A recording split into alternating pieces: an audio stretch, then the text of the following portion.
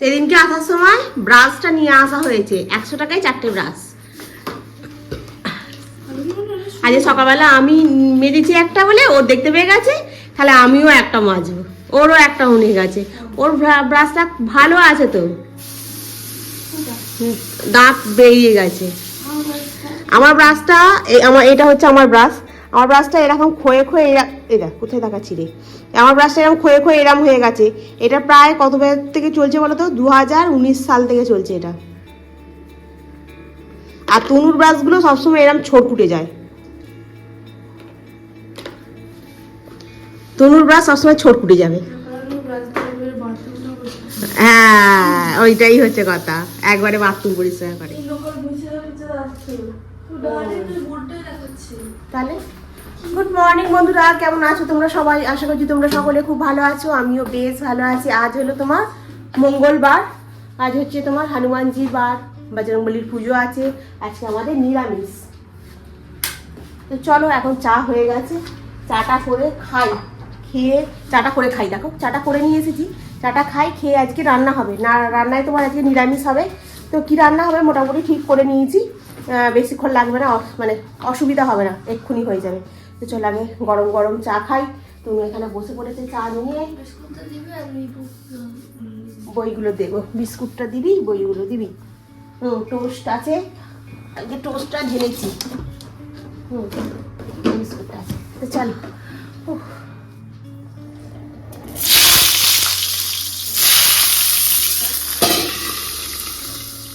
এই কড়াই শাকটা কবেকার বলো তো, সেই পৌষ মাসের সংক্রান্তি যখন পিঠপার্বণ হয়েছিল তখন নিয়ে এসেছিলাম।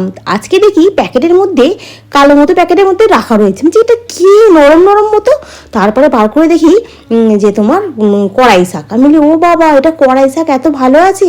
ওটাকে ভালো করে যেন ধুয়ে নিলাম, নিয়ে একটু চপারে চপ করে নিচ্ছি। একদম ছোট্ট ছোট্ট মিহি মিহি কাটা হয়েছে জানো তো। আজকে একটু বেগুন দিয়ে 5 ফোড়ন দিয়ে ভাজবো। আমি না অনেকের ব্লগে দেখছি কড়াই শাকটা না তোমার রান্না করছে গোবিন্দভোগ চাল দিয়ে, ও চালটাকে বেটে ও কড়াই শাকের মতো দিচ্ছে। ওইরকম করে আমি কোনোদিন রান্না করিনি, মানে সবাইকে দেখছি, মানে প্রায় বেশিরভাগ ব্লগেতেই দেখছিলাম জানো। তোমরা কি ওরকমভাবে রান্না করে কোনোদিন খেয়েছো? যদি খাও তাহলে আমাকে একটু কমেন্টে জানাবে রেসিপিটা কীভাবে করে, মানে গোবিন্দভোগ চালটাকে বেটে কীভাবে দেয়। আমি এরকম কোনোদিন খাইনি, তো আমি বুঝতেও ঠিক পাচ্ছি না। গাঁদা গাছটাতে দেখো বড় বড় থোকা থোকা ফুল ফুটেছে, কিন্তু এই দিকের ফুলটা কেমন ছড়কুটে গেছে। কিন্তু এই ফুলটা 2 দিন পরে তুলে নেবো, যেন নিয়ে ঠাকুরের পায়ে দেবো। পিটুনিয়া গাছটাতে ভালো ফুল ফুটছে, 2 দিন পরে তোমার জবা গাছটাতে ফুল আসবে। মাছ বসেছে, কাকিমা ওখানে নিয়ে বসেছে মাছ, একটু মাছ নিয়ে এসে রেখে দেবো ভাবছি, কারণ কালকে তো তোমার আছে বুধবার, কালকে খেতে পারবো।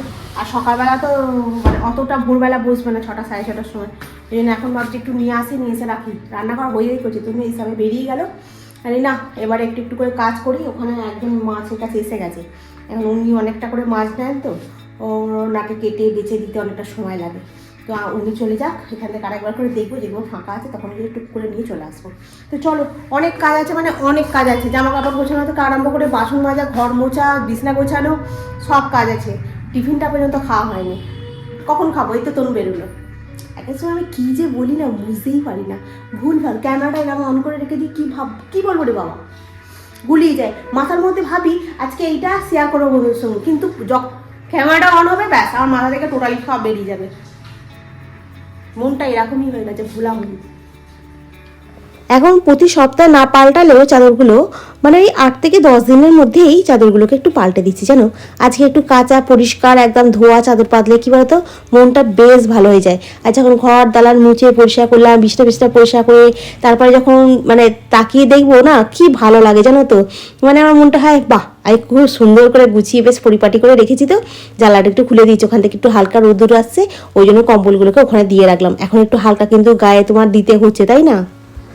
খেতে বসে পড়েছি, রুটি, বেগুন ভাজা আর হচ্ছে একটু পাটালি।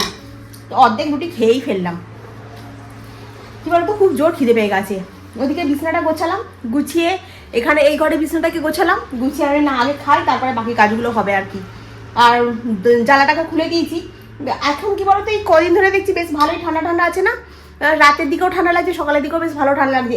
এইরকম একটা গরমে নাইটি পরলে এখন ঠিকঠাক, সোয়েটার পরা যাচ্ছে না, এরকম কিন্তু একটা গরমের নাইটিও পরতে হচ্ছে, তাই কিনা। তো চলো এখন খেয়ে নিই, ঘড়ির কাটা 9:30 বাজে, বেশি বাজেনি এখন। তারপরে আস্তে আস্তে করে টুকটুক করে সারাটা দিনের মধ্যে সব কাজ গুটিয়ে নেবো, ঠিক আছে।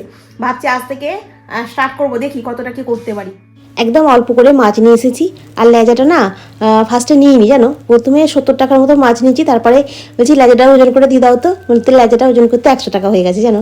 আর তার সাথে একটা লাউ ঘাড়ে করে নিয়ে এসেছি, মাছটা খুব ভালো, কালকে এই লাউ দিয়ে ঝোল খাবো বলে নিয়ে এসেছি। এবার তো গরম পড়ে যাচ্ছে, কি বলো, এখন তো খালি ঝোল এইসব খেতে হবে, বেশি তেল ঝাল মশলা খাওয়া যাবে না, একদম পেট ফেট ফুলে এক কাণ্ড হয়ে যাবে। আজকে এই চাদরটাকে এত কষ্ট করে কেচে শুকনো করতে দিলাম তো, আমার মনে হয় টাওয়ারের উপরে কিছু মানুষ এসেছিলো হয়তো এ করতে, আর এমন পিচ ফেলেছি আমার চাদরটার মধ্যে পড়েছে জানো তো। যখন মানে দুপুরবেলা তুলতে এসেছি তখন দেখি না গো চাদরটাতে দাগ লেগে গেছে, আবার আমাকে কালকে কাচতে হবে জানো, কি জ্বালা বলো দেখি। এই যে কড়াই শাক আজকে বেগুন দিয়ে করেছি, এখানে ডিমের তরকারি, দেখো ওই বড়ার তরকারি আর একটুখানি ভাতের সঙ্গে ঘি নিই। তনু অন্যদিনকে কড়াই শাকটা খায় না, সেবারে দিয়েছিলাম বলো ব্যাবে কেমন, শুধু শাকটা ভেজেছিলাম তো ওই জন্য ভালো লাগেনি, ওই জন্য আজকে বেগুন দিয়ে ভেজেছি, দেখলাম বেশ ভালো খেয়ে নিল যেন, কিছু বললো না, বেশ দেখলাম মেখে মেখে ভাতটা খেলো, আবার বড়ার তরকারি দিয়ে খেয়ে গেল। আমি বললাম না তার মানে বেগুন দিয়ে যদি কড়াই শাক করি তার মানে খাবে, ওই জন্য বেগুন দিয়ে আর কি কড়াই শাকটা করেছিলাম। পেঁয়াজ কালি ছিল কিন্তু আজকে তো মঙ্গলবার ওই জন্য করিনি। আর এই কড়াই শাকটা কবেকার বলো তো, সেই সংক্রান্তি, প্যাকেটে করে বাঁধা ছিল। আমি বলি এটা কি রাখা আছে প্যাকেটের ভেতরে, হ্যাঁ এটা নরম নরম, তারপরে খুলে দেখি কড়াই শাক, ভাবছি হাই ভগবান, তবে একদম টাটকা ছিল, একটুও মানে নষ্টও হয়নি, একটু হলুদও হয়নি, একদম তোলা শাক তো, মানে ক্ষেত থেকে। আজকে একটা লাউ এনেছি কাকিমাদের গাছের, বলছে আমি কালকে রাত্রিবেলা পেরেছি আজকে নিয়ে এসেছি, 6টা না কটা নিয়ে এসেছিলো, সব বিক্রি হয়ে গেছে, একটা পড়েছিল যে কাকিমা কচি হবে, বলছে আমি তো নিচেই বসি, কচি যদি না হয় তুমি আমাকে দিয়ে চলে যাবে। 30 টাকা দাম নিল, কিন্তু লাউটা নাকি খুব কচি, মাছটাও খুব ভালো দেয়। তো চলো এখন আমি খেয়ে নিই, ঘড়ির কাঁটা দেখতে দেখতে অনেকটা বেঁচে গেছে জানো তো। প্রথম পাতে একটু ঘি, তারপরে একটু শাক দিয়ে, তারপরে বড়ার তরকারি দিই। এই ভাতটা খেতে খেতে এই বড়ার তরকারি রয়ে যাবে, কারণ এইটা দিয়ে খেতে খেতে শেষ হয়ে যাবে, ভাতটাই শেষ হয়ে যাবে, তরকারিটা রয়ে যাবে। আমি আজকে সন্ধ্যাবেলায় এখন করছি সরিষাকালি, আর এখানে আমি ওই খোয়া ক্ষীর নিয়ে এসেছি, মানে সেদিনকে যে গেছিলাম আসার সময় খোয়া ক্ষীর নিয়ে এসেছি, ওটাকে তৈরি করে রেখেছি। এখন এটা দিয়ে তোমার পাটিসাপটা হলে হতে পারে। আর এখানে তোমার হচ্ছে এ দেখো আলুর চচ্চড়ি, আমি এটা কিরম ভাবে ধরেছি, আলুর চচ্চড়ি। আর এখানে একটা হচ্ছে, হয়ে গেলেই হয়ে যাবে, তুমি ট্রেনে করে আসছে, আমি তাড়াহুড়ো করছি, আমি না করে নিই, শীত যাবে যাবে করে এখন তো যায়নি তাই না, তাই আমার বাড়িতে এখনো পিঠা পার্বণ বন্ধ যায় কেন, এখন একটু চলুক না দুদিন। আর এই তো গরম পড়ে গেলে আর তো এগুলো খেতে পারবো না, হ্যাঁ সরু চাকারিটা হয়তো খেতে পাবো, কিন্তু এটা তো খেতে পাবো না, মানে পাটিসাপটা তো নারকেল দিয়ে না, নারকেল দিয়ে করলে খেতে পাওয়া যাবে না, কিন্তু যেহেতু নারকেল দিয়ে নয় তো এখন মাঝে মাঝে করাই যায় তাই না। ভালো চাকরি থাকলে কি হয় না, ঘুম করে উঠে গেছে তো, মানে এত পাতলা পাতলা হচ্ছে তো, মানে কি বলবো তোমাদের, হ্যাঁ মনটা খুব খুশি। তো চলো এখন এগুলো টপ করে নিই, ঠিক আছে, তারপরে আবার তোমাদেরকে দেখাচ্ছি পাটিসাপটাটা করি। পাটিসাপটার ব্যাটার তো তোমাদের এর আগে অনেকবার দেখিয়ে দিয়েছি আমি কিভাবে করি আর কি। তোমরা হয়তো চালের গুঁড়ি দিয়ে করো, চালের গুঁড়ি দিয়েও করা যায়, আতপ চালকে ভিজিয়ে একটু গুঁড়ি করে করা যায়, ভালো লাগে খেতে, কিন্তু আমি ওই সুজি দিয়ে আর ময়দা দিয়ে করবো। তো চল এখন একটু বানিয়ে ফেলি, ঠিক আছে, অনেক কাজ আছে। তো চলো আমার রেডি হয়ে গেছে পাটিসাপটা আর হচ্ছে তোমার সরু চাকালি, ঠিক আছে। ले लो खाकर देखो कैसे लगता है, ঠিক আছে। আমাকে তো থাপড়েট দিয়ে যাও ছোট মতো। আচ্ছা এর কাছে এলে খালি এটা দিয়ে যাবি, ওটা দিয়ে যাবি, সেটা দিয়ে যাবি। কোন করছে আজকে তো ওরে মা ওখানে সমস্ত বাসন টাসন মাজা হয়ে গেছে, গ্যাস ফ্যাস পরিষ্কার করে মুছে নিয়েছি। আর তোমাদেরকে বলছিলাম না ঘাড়ি করে সকালবেলা একটা লাউ নিয়ে এসেছি, পাটা কি ঝিনঝিন হয়েছে। আর এই দেখো দাঁড়া চাগাই, এ দেখো এই লাউটা নিয়ে এসেছি, লাউটা মাঝে নাকি কচি হবে, একদিন একটু চিংড়ি মাছ দিয়ে লাউ খেতে ভালো লাগবে, মাছ দিয়ে ঝোল খেতে লাউ ভালো লাগে তাই না। আর মধুমিতা একটা কথা বলছিলে যে তোমাকে ইউটিউব মানে সাপোর্ট করছে না, মানে প্রমোট করছে না আমার চ্যানেলটা, ঠিকই বলেছো, মানে এত মানুষের আমি ব্লগ দেখছি, হ্যাঁ আমি তো ভালোভাবে এডিট করে এ করে ছাড়ছি, তারপরেও যে কেন আমার মানে এ হয় না, মানে ইউটিউব প্রমোট করছে না আমি বুঝতে পারি না জানো তো। হয় না তুমি কিছুই করোনি, এক একটা মানুষের কাছে দেখবে তুমি তার না ক্ষতি করেছো, না কোনো খারাপ করেছো, না খারাপ চেয়েছো, তারপরেও দেখবে তোমাকে পছন্দ হবে না, মানে দেখবে তোমাকে মানে সহ্য করতে পারবে না। মানে ইউটিউবটাও আমার তাই জানো তো, আমাকে একদম সহ্য করতে পারছে না মশা। হ্যাঁ আর আর এ সানান সাহু বলছিলে যে হ্যাঁ নতুন চ্যানেল খুলবো, আমিও আর তুমি আবার নতুন চ্যানেল খুলছো, খোলো, খুলে ভিডিও বানাও, দেখো না কতটা কি হয়।